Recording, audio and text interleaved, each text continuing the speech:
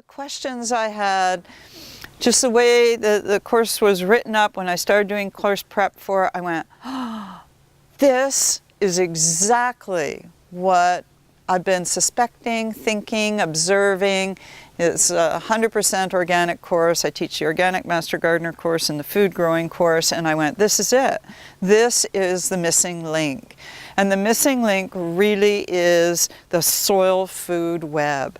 The critters that live in the soil are the absolute most important part of the whole thing of life on Earth. Welcome. And so our whole job as gardeners is really to protect that life in the soil. And so I don't know if any of you attended the permaculture presentation, but there was some talk about protecting the critters and how the most life in the soil is found in the top few layers. And this is really true, and soil builds actually both ways, from the top and the bottom.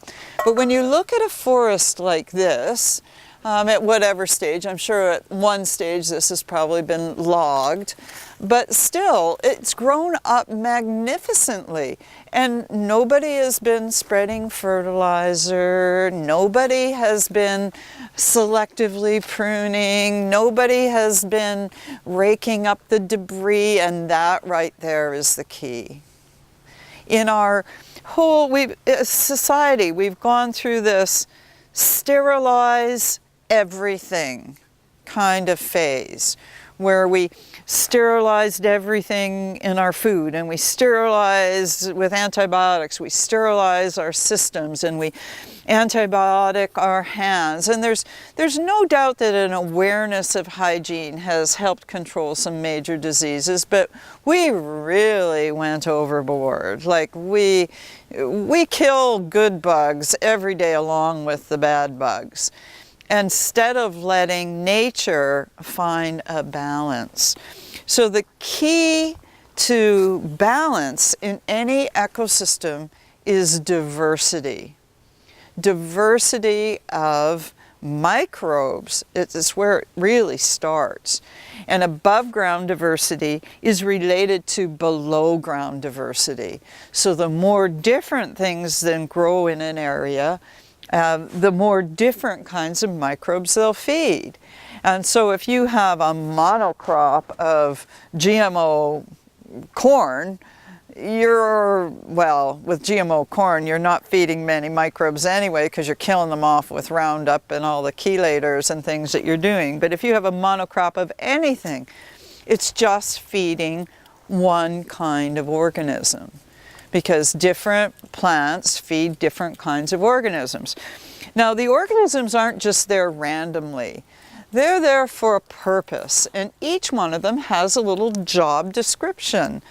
And so one of them, and we're just sort of starting to learn this, so we don't really know what all their job descriptions are, because remember, they're hard to study. They're microscopic, and in some of the cases you need these electron microscopes to watch them. So it's not like anyone can just pull apart the soil and observe and go, oh, well, this organism does this and this organism does that. So it's been a long time coming, but what we do know is that there's this whole synergistic cooperation that exists in the soil, and that some creatures eat other creatures, and they eat so many of the other creatures that they actually give off excess nitrogen for the other creatures to eat, or to use, or for plants to use. And then there's the nitrogen fixing bacteria. And I've attended a lot of botany classes in my journey, and even, taught small, short botany classes. And, it's funny that everyone learns, even in elementary school, that nitrogen fixing bacteria colonize the roots of leguminous plants. But I don't know, maybe I was hungover that day, or maybe I was up late one night with my kid when I went back to school. I had young children, and, I don't know how I missed it, or if maybe they never spoke about it. But nitrogen-fixing bacteria actually can live freely in the soil as well, as long as they have enough organic matter to feed them. So yes, they colonize the roots of leguminous plants, but after those leguminous plants are gone, as long as there's enough food and water for them, they'll continue to grow and provide that benefit. And that's the same with all of the organisms in the soil. They're living creatures. Soil is not just dead stuff. And you kind of learn, soil is the product of the weathering away of rocks, which is absolutely true to a point. But then what happens is the critters in the soil actually use those little pieces of sand, silt, and clay to create ecosystem and habitat. They actually make little settlements in the soil where they trap little bits of water and they trap little bits of air like reserves for themselves. And so is anyone familiar with shipworms and how they work? Shipworms were the scourge of the big old sailing ships that were all wood. A whole big heavy wood ship was up there, and why didn't that ship just collapse? I mean, they would certainly put holes and leaks in it. And the reason was because this shipworm, as it moved through the wood, would excrete a sticky substance that dried really, really hard. And you can still find pieces of wood on the beach that look like it's been drilled, but there's shell inside the hole. And that's the result of a kind of crustacean like a shipworm, or a kind of creature like the shipworm.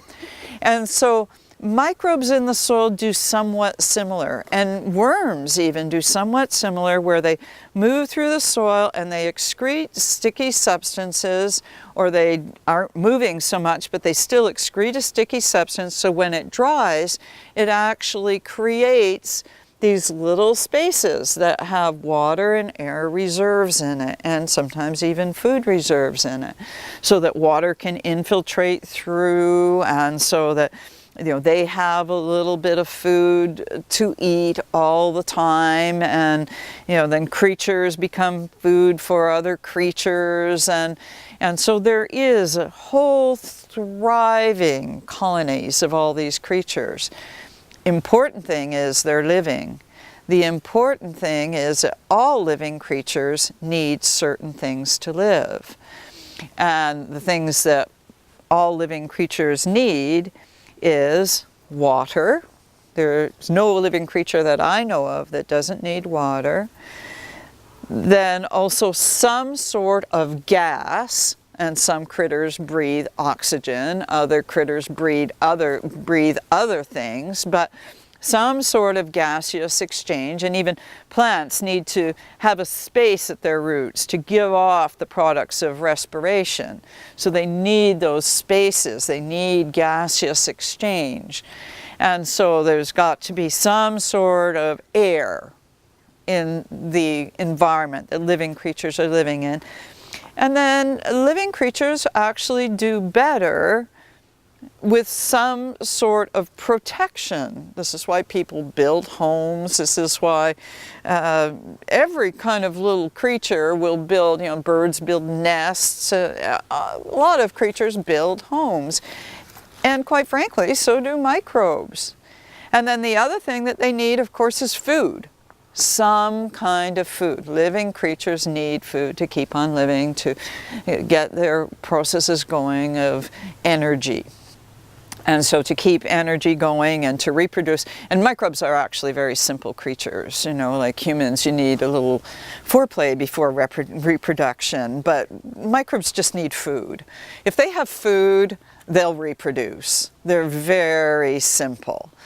So when we come through as gardeners and we look at this soil, we go, oh, well, I'm going to dig myself a garden.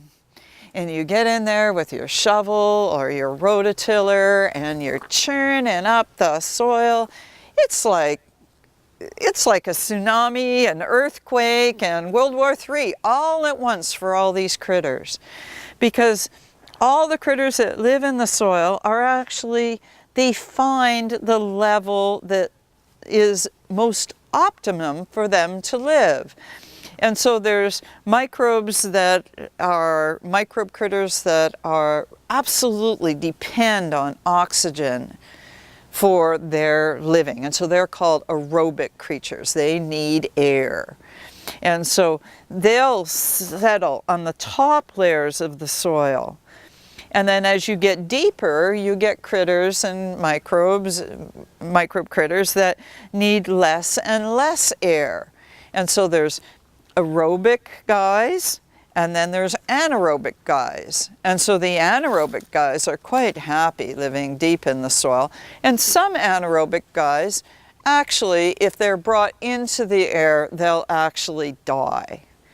And so and then there's the facultative anaerobes, and the facultative anaerobes are critters that they can live with air or without air.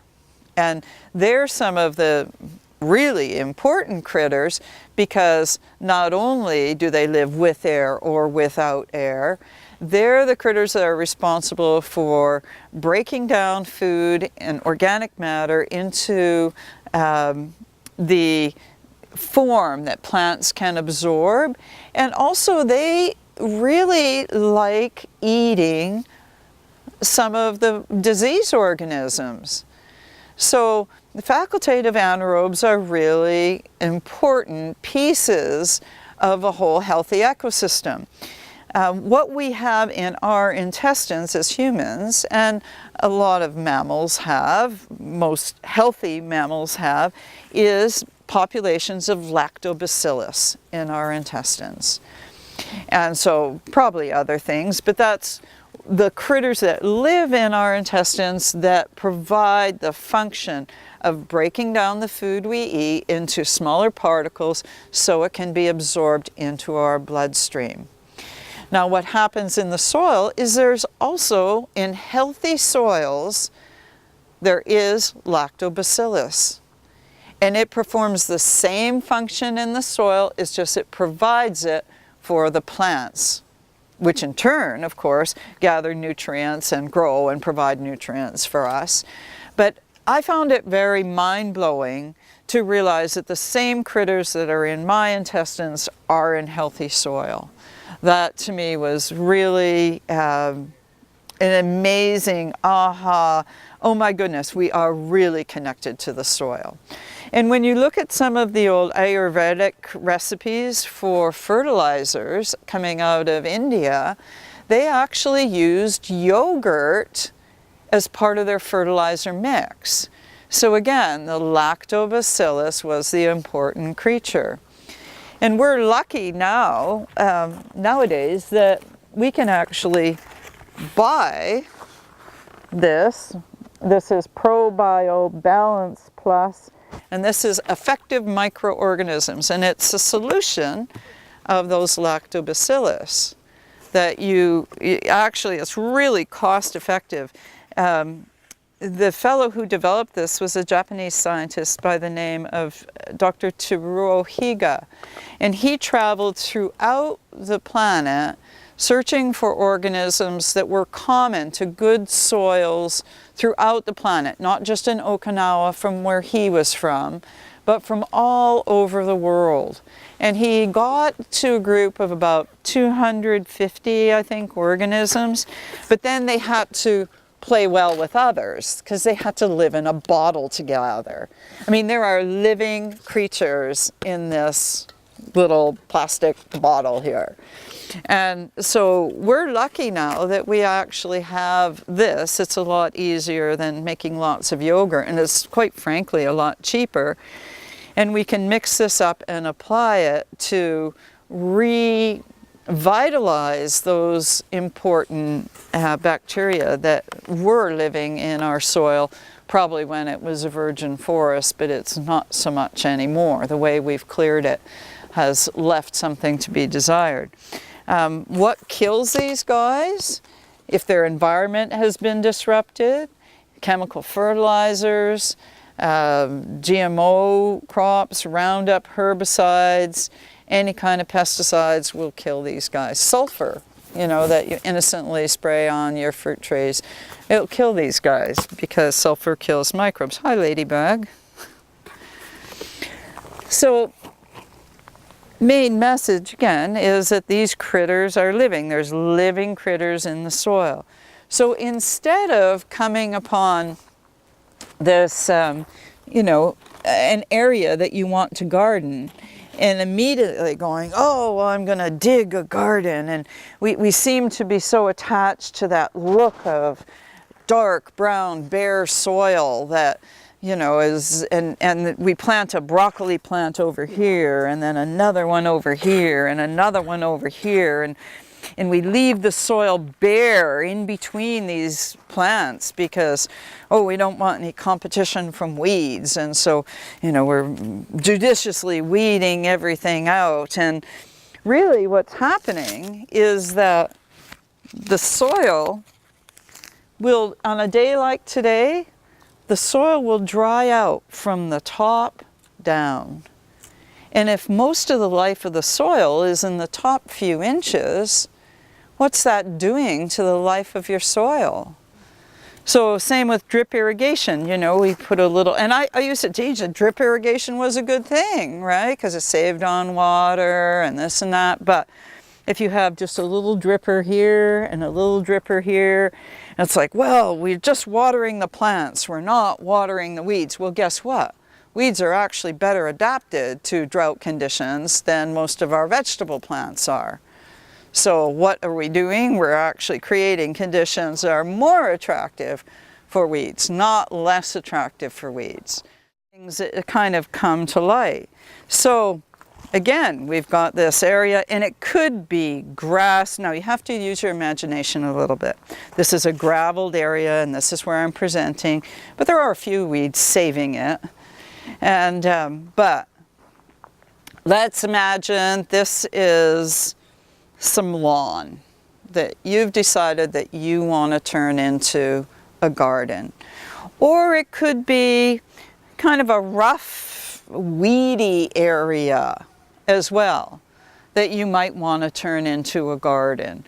Or it could be that you maybe planted a cover crop in a certain area because you heard that was a good thing to do your first year, and so you've planted a cover crop, and now you're thinking, oh God, I have to dig this thing in.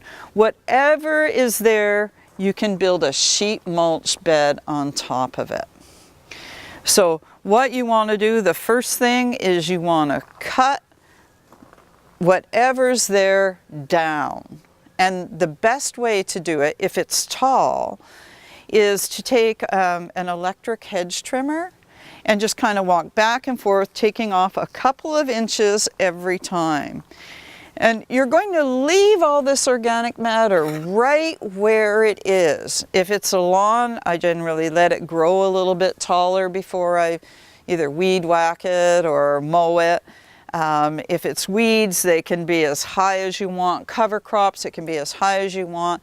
Just walk back and forth with your electric hedge trimmer and chop it down and leave all that organic matter right where it is. So what I'm going to do to protect their gravel from growing more in it, more stuff in it, because we're not actually growing here, is I'm just going to lay down a tarp, and you have to use your imagination to make believe that this is an area that something was growing in. We're going to turn it into a garden, and we've chopped everything down into small pieces. So on top of whatever organic matter was there, and you know, I've dug so much turf, and it's such a pain. And then you dig up the turf, and there's like nothing left. Like you've removed all the good soil, you've removed all this organic matter, and you've got nothing left. But this way, everything underneath is staying intact. So all those organisms up at the top are staying up at the top. All the ones down below are staying down below, and they're all just happily buzzing away, doing their job description, whether it's disease control or breaking down organic matter to provide nutrients, or there's all kinds of organisms that do all kinds of things. There's actually fungi that strangle nematodes, pest nematodes. They just wrap around them and strangle them. So all those kinds of critters are down there. And so then what you want to do is you want to take some partially finished compost. And so this is partially finished compost from my compost pile. And you can see that there's still, quite a bit of rough stuff in this.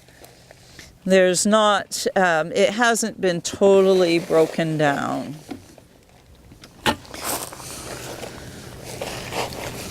So we want to spread it out. If you go on the internet and you look at sheet mulching, you'll find all these different recipes of how to do it. And they'll say, 3 inches of this and 4 inches of this and 6 inches of that, and I look at it and my eyes just cross and I just want to turn the page and I don't even want to look at it, because it's so, everybody insists that their little method is right. And the bottom line for sheet mulching is it's all good, actually. You do want to use as much as you can afford of this partially finished compost. And quite frankly, most people have more partially finished compost than fully finished compost hanging around. So it's kind of ideal for that. But if you can afford on your new garden bed, if you can afford 6 inches of compost, put it down. If you can only afford 3 inches or 2 inches or 1 inch of unfinished compost or partially finished compost, put it down. Now, if it smells really bad, you might not want to use it. If it smells really, really bad, because then what it is it's gone anaerobic. And the anaerobic organisms tend to be your disease organisms. What I would do in that case is I would take some of this EM and I'd water it into your compost and leave it for a while to let the EM organisms kind of work their way through. Because remember, they're facultative anaerobes, so they can survive anaerobic conditions and turn the conditions around.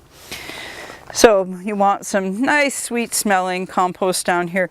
This is also a layer that if I'm doing this in the fall and I have a lot of leaves, I might put a layer of leaves underneath the partially finished compost. If I have some chicken manure and bedding that's been sitting for a while, I'll put that underneath here. So, you can use a bunch of different stuff as long as it's not like really, really raw and stinky. You can use it in here. So after that, there's a couple of different options, and one of them is newspaper and the other one is cardboard. Now, I know people that will not use newspaper in their garden because they're worried about the inks, and I believe that most of the inks now are actually soy-based. They're probably genetically modified soy-based, but I think my microbes can take care of them, because I don't think the GMO survives the paper making process. And I always think of what are the alternatives to this paper. Could be recycled, but where's the recycling plant? So you're trucking stuff and you're Then the process to turn it into paper again is another energy consumptive process. So I've made the personal, and it's a personal choice, but I've made the personal choice to put it in my garden instead. And so the buck stops there.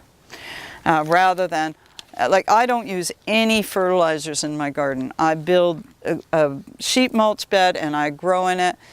And it took 3 years for my original sheet mulch bed in my property right now to be exhausted to where it didn't grow anything. So this year I'm going to have to rebuild over it. So your two options are newspaper. The two favorite options seem to be newspaper or cardboard. And there's advantages and disadvantages to either. If you're going to use newspaper, you want to use 6 sheets. Now, newspaper and cardboard, the function of those, they're kind of a double function. One is that it'll shade any, remember, we just put this on top of grass or on top of weeds, and weeds or grass, both being plants, they need light to photosynthesize. And with this newspaper over the top,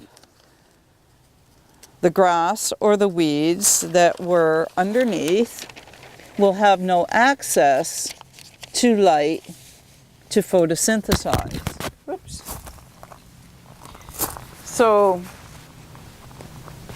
they will not come up through the bottom. Why would you use one and not the other? Well, if I'm planting this in the spring and I'm going to put seeds in it, I would prefer to use newspaper rather than cardboard because the seeds will easily penetrate the newspaper and keep on growing, because we're going to plant right into this bed after we finish it. If we're using transplants, like I brought over transplants here, some poor sad winter garden transplants that never got transplanted and they're just about ready to die, but they're good for demonstration purposes. So if I was putting transplants in, then with the cardboard, you can easily cut the cardboard and open it up, like cut it in across and open it up and stick the transplant in. That's not a problem. Also, if I'm doing this in the fall, sometimes I'll use cardboard just because it doesn't, I'm not planting it right away. So if you're building this bed, now's a good time to build them because a lot of the materials, like you can use leaves in this bottom layer as well.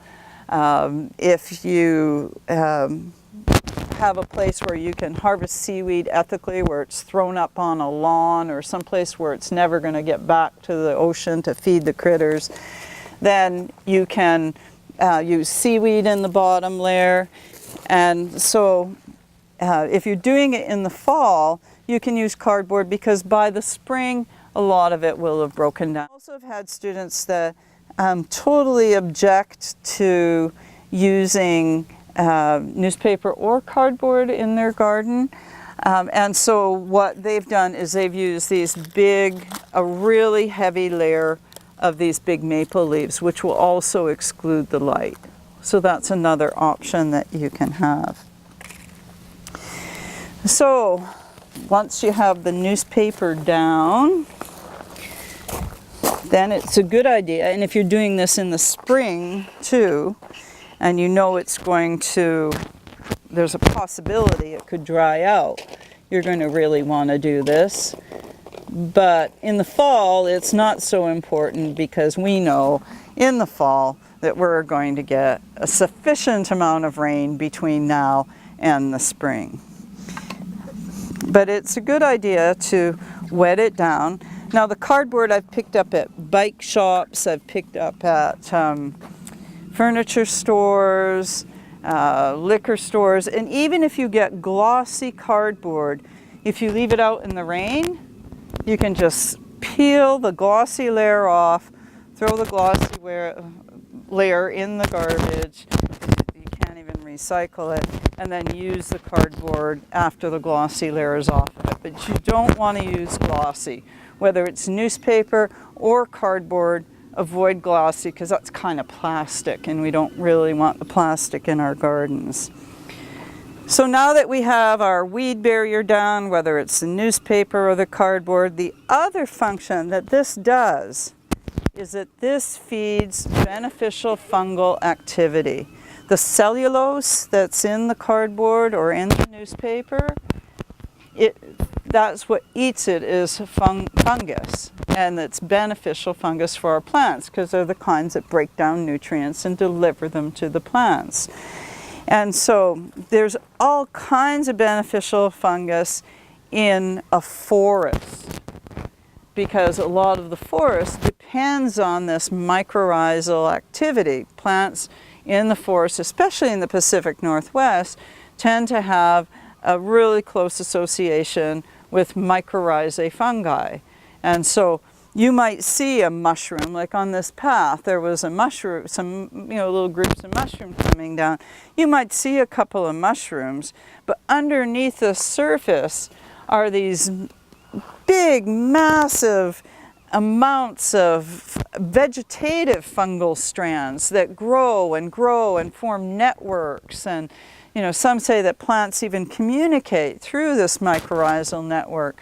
But certainly this mycorrhizal network provides, I like to call it an extendo root, because what it will do is it will attach onto the plant's root and it feeds off the plant's exudates. And in some cases, mycorrhizae fungi, they actually penetrate the plant root.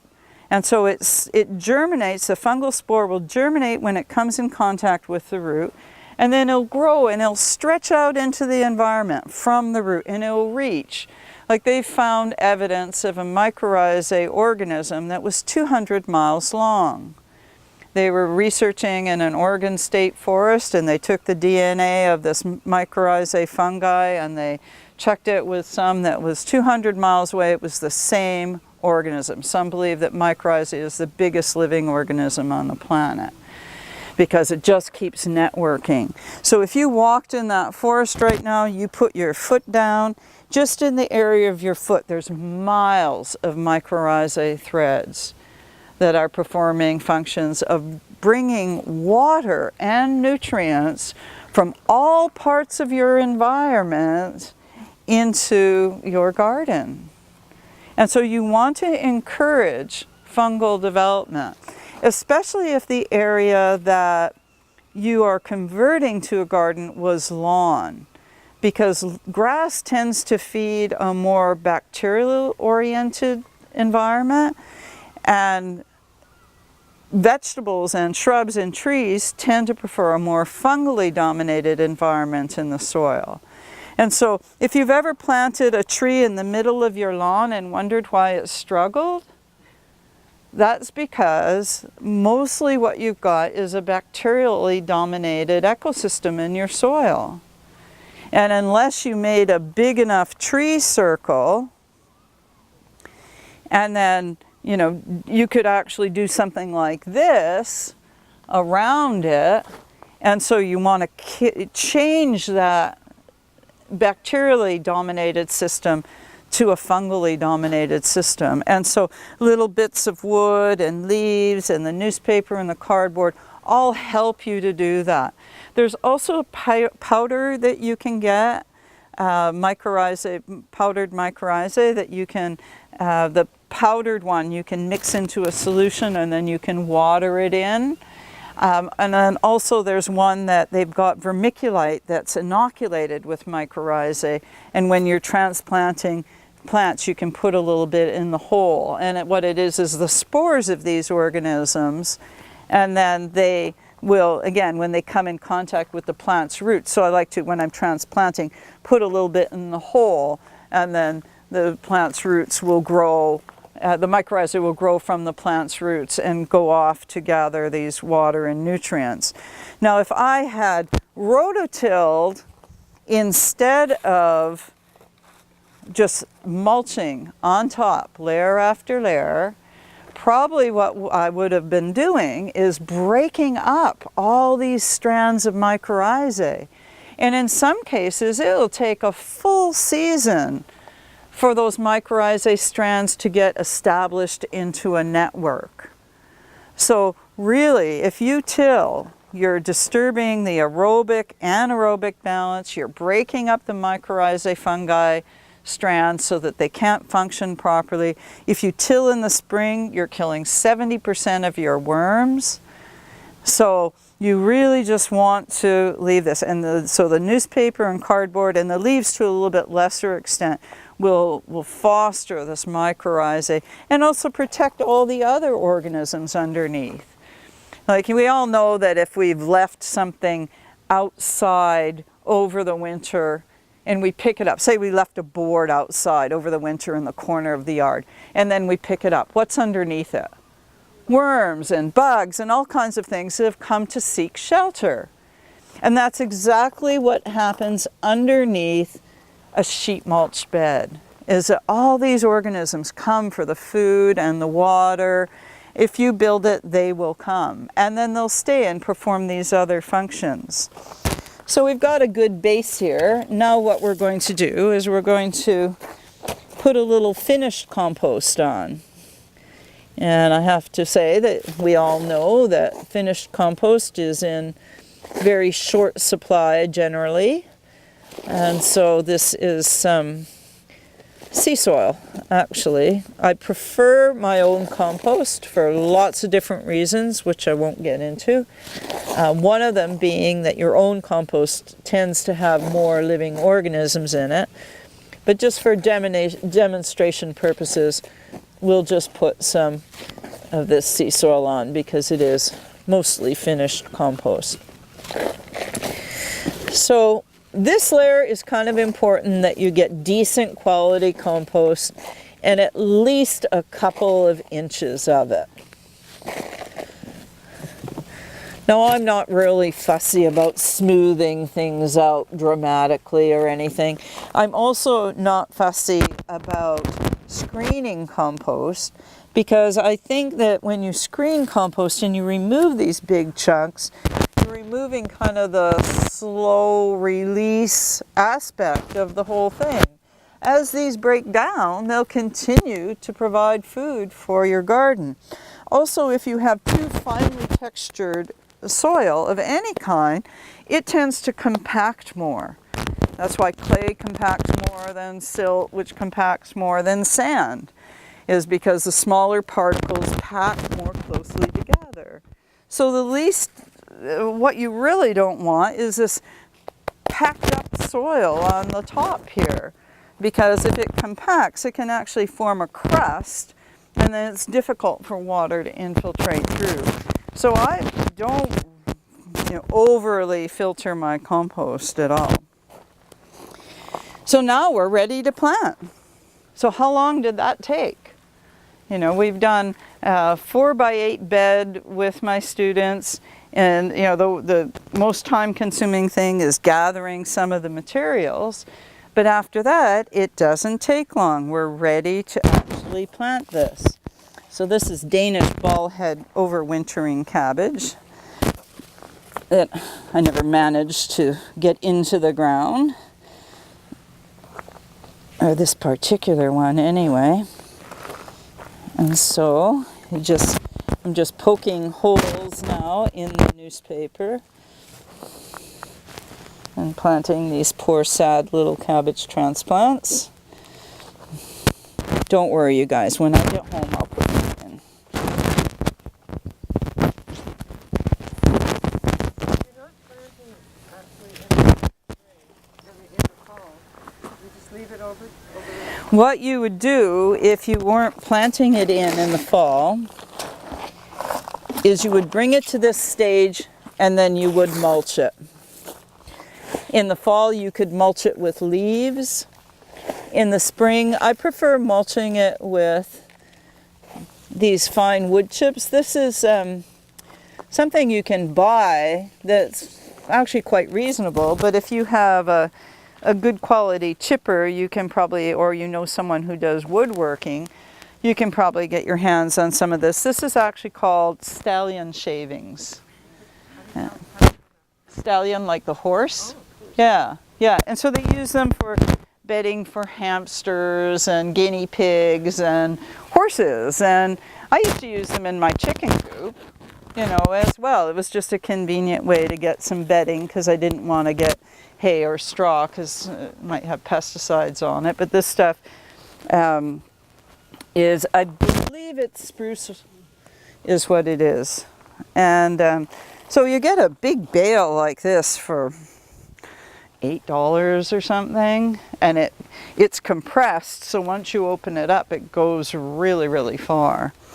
And so I like using something like this for mulch, and no matter whether you are leaving it, the longer the bed is left, the more mulch I would put on it. But if you were doing it in the spring, you might want to just put a fine kind of covering of mulch on it. In the spring, if you did this in the fall and you mulched it heavily, you might want to, in the spring, push the mulch aside when you're planting. In the spring, we're lucky, we still have lots of rain. Ask me again in the spring if we're lucky. But we have lots of rain, so at least your soil is not going to dry out. And so if you have built this bed in the fall, and then come springtime, you want to plant it. Why is this a good mulch? Yeah. Because it's versatile, because if I'm seeding, say if I'm seeding my overwintering crops, I like it because I can just put a sprinkle on there and it's not so heavy that the seeds aren't going to just push it up and push it aside. It's easy to get, it's versatile, there's no pesticides in it. It breaks down relatively quick. Yeah, it breaks down because it's small chips, it breaks down quick. And with hay and straw, I always wonder if it's been sprayed, you know, and so this to me has been a really good answer. One year I just laid my potatoes on top of the newspaper and zipped open bags of this because I didn't have any compost, didn't have any time to gather any mulch, and just dumped bags of it on top of my potatoes. And from a 4x8 bed, I harvested for months. So, you know, it's worked really well for me. Also, people have this thing about cedar. And I very early on, I'm from back east, and from Massachusetts actually, and when I came out here I didn't know a cedar tree from an alder tree I mean, I knew maple and I knew oak and I knew elm, but I didn't know cedar. What the heck is cedar? You know, like another tree.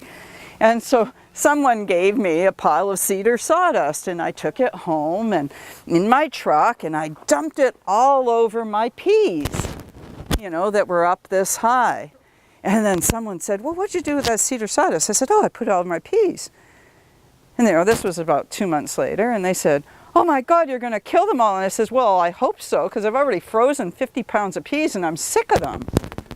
It didn't kill a thing. It really did not kill a thing. So I thought, okay, I got to try this again. You know, just because maybe, I don't know, maybe it was old, or maybe I was lucky, or maybe it wasn't really cedar, or, you know. And so I had to try again. And so this year I finally got an opportunity this summer to try it again.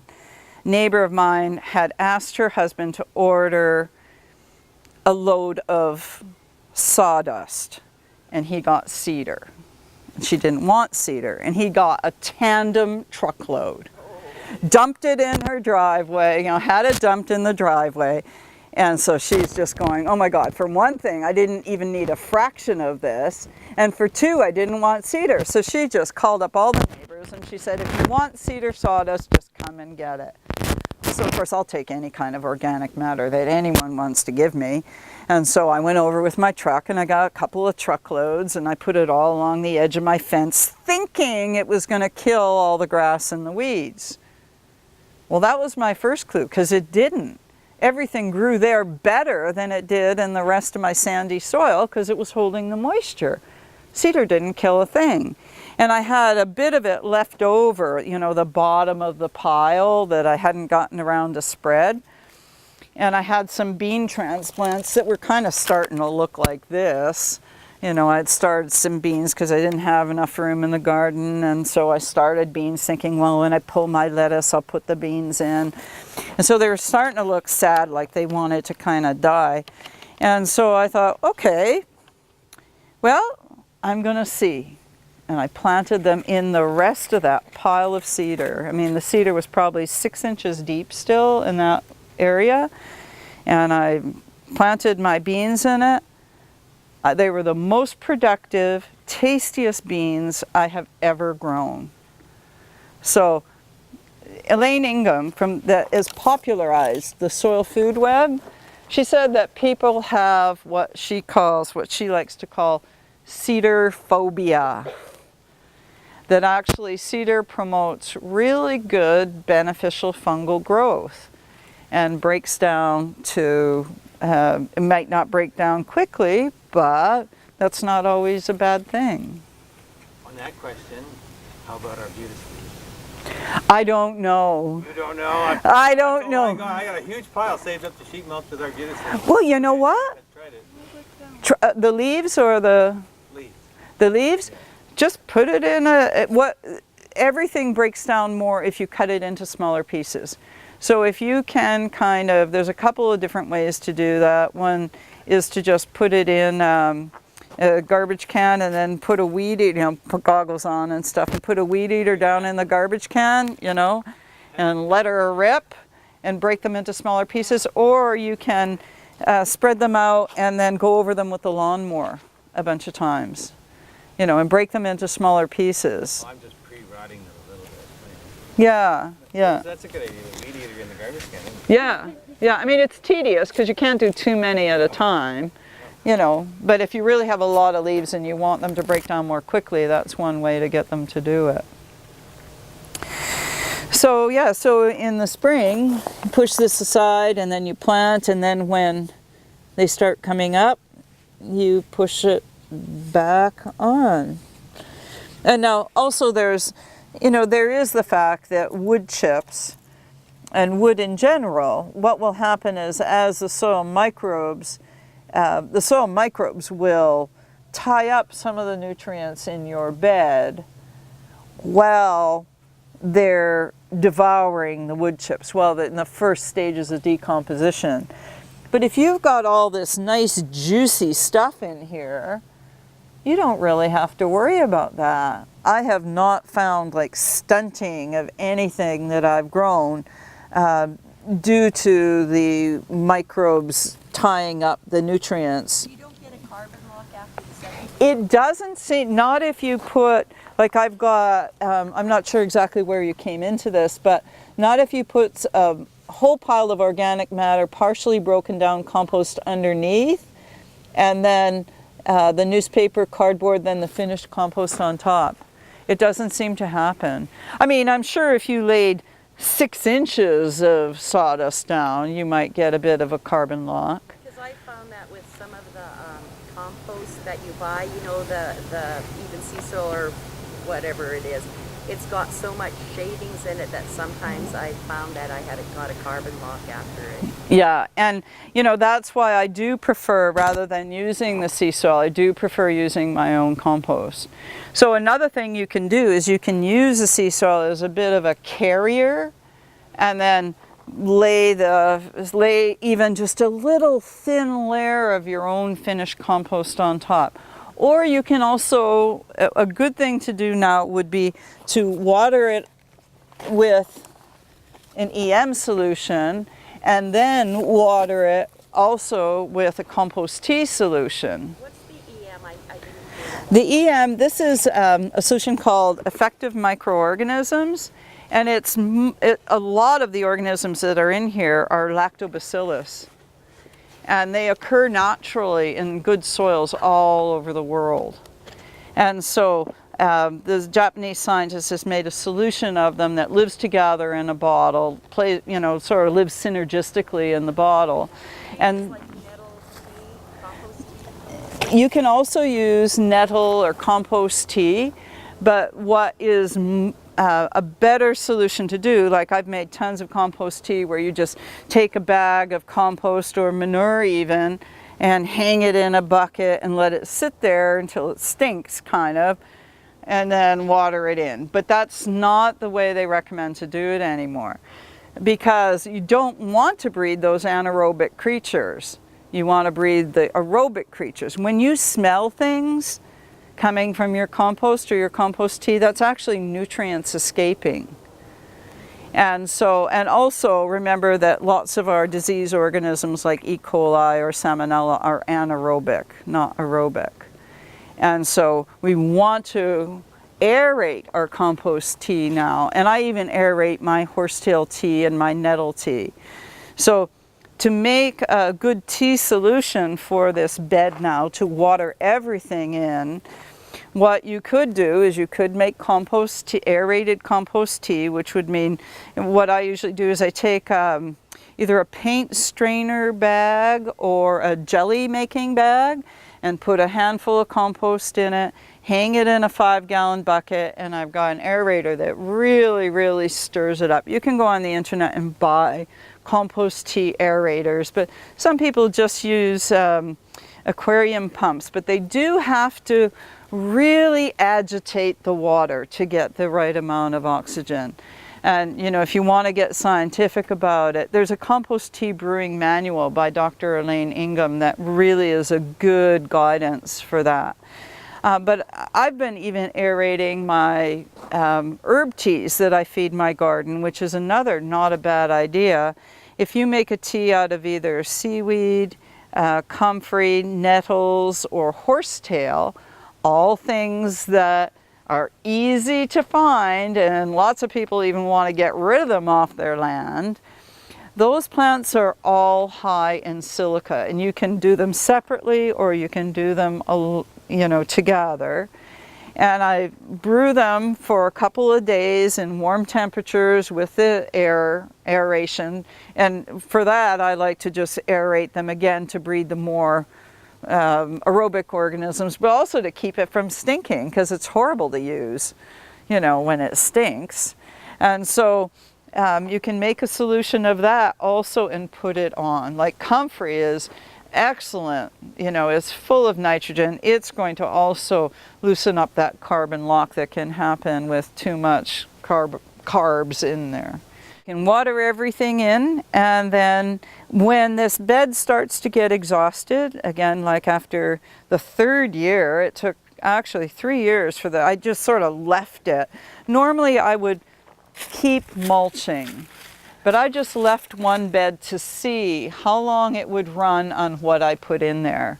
And it was actually, this is the 3rd season, and the 3rd season it kind of, things were a little bit, you know, the cabbage was this size instead of this size, and you know, so things grew, but they were very small.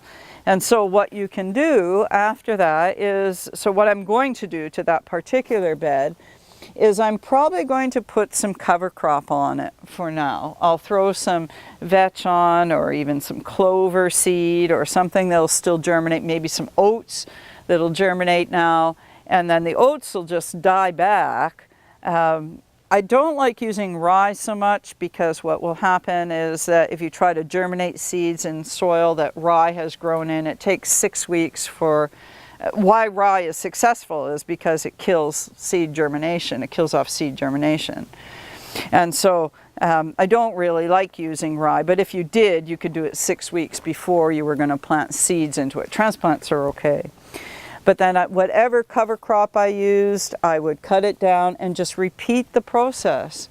Like all the stunted lettuces and stuff that are in there that bolted to seed right away, I'll just chop those off, let them lie, put some partially finished compost, put newspaper on or cardboard, put some finished compost on top, mulch on top of that, and let it sit, and then plant it in the spring. So you don't dig at all?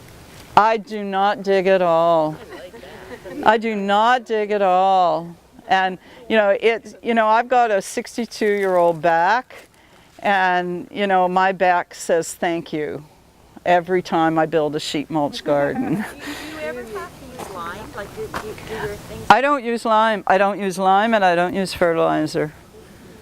You know, I just use compost, and you know, I do sometimes buy the wood chips, but sometimes I get them for free anyway. So mostly using recycled materials, you save yourself a ton of work.